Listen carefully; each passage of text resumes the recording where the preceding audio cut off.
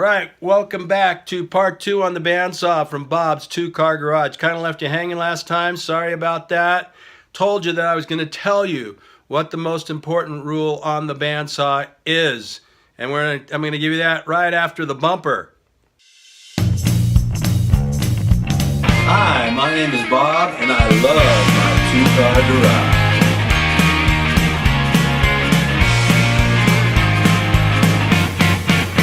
Told you that I was going to tell you what happened to those people in my shop that they cut themselves. I told you that they broke a rule or they didn't do something on their bandsaw, and that's why they cut themselves.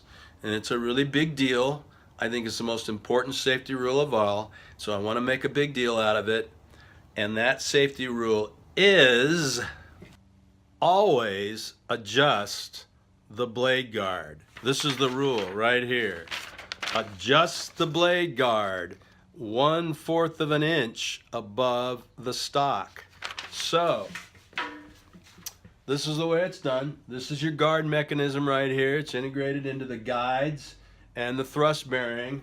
And whatever I'm cutting, I'm going to drop that guard down on top of it, and then I'm going to raise it up just about of 1/4 of an inch, just enough so I can slide the wood underneath there. Now, unlike other machines like the table saw, the guard will self-adjust. It rides over the top of the wood. Cut-off saw is the same way. You pull it down and the guard gets out of the way by itself. This one, you have to do it.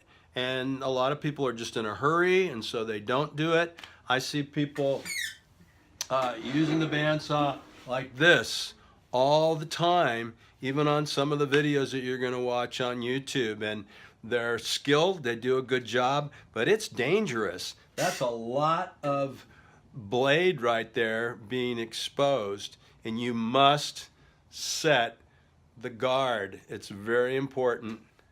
Have I made a big enough deal out of that? Just for fun, I'm going to cut out this cool little decorative rail on the bandsaw. I'm making a pattern first. It's always a good idea.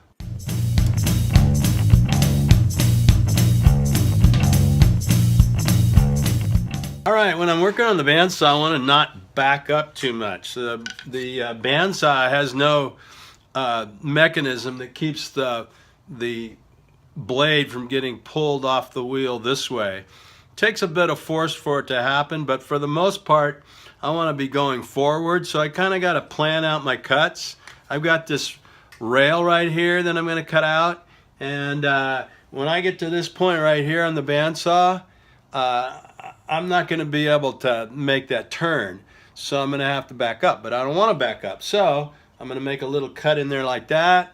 I'm going to make a little cut in there like that, and then just back up a little bit, and I'll be good.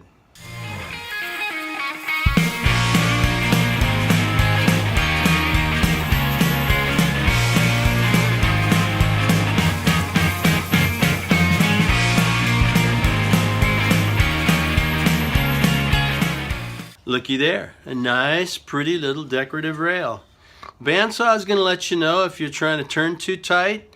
It's going to squeak, it's going to squeal, and you might even get some little sparks off of your guide blocks right here. So it depends on how thick your wood is, how soft your wood is, but you'll know if you're turning too sharp.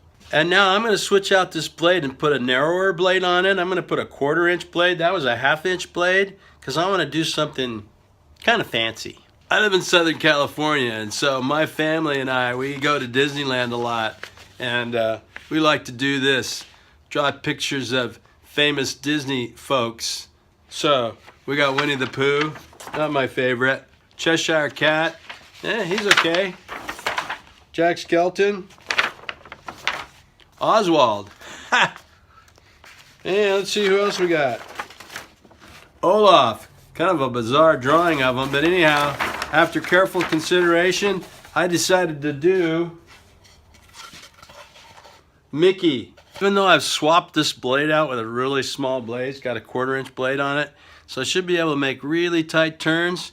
But even so, there's some places on Mickey here where I'm not going to be able to get to, so I got to plan things out, got to kind of plan ahead. so that I don't paint myself into a corner, so to speak.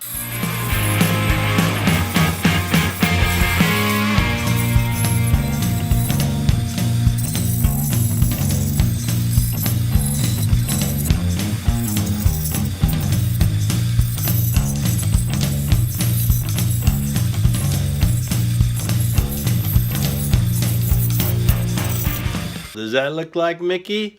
I think so. Paint it up a little bit, sand off the edges. It's gonna look great. Last thing I want to show you is how to resaw lumber on the bandsaw. Now you need to raise your guard mechanism way up, so you need to be careful. There's a lot of blade exposed there.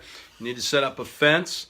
Actual fence for this saw is long gone, so I'm using actually my router table fence, and I'm going to resaw this piece of pallet wood right here.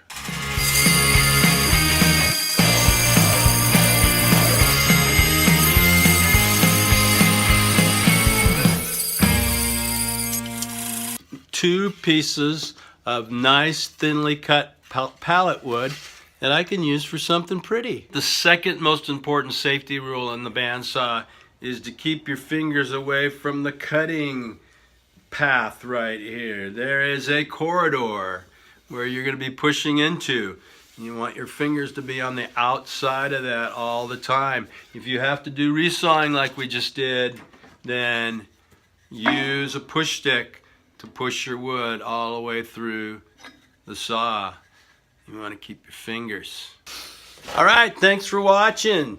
Don't forget to like, subscribe, and make a comment. Let me know what is the most important safety rule on the bandsaw. Remember, in all labor there is profit, but mere talk leads only to poverty.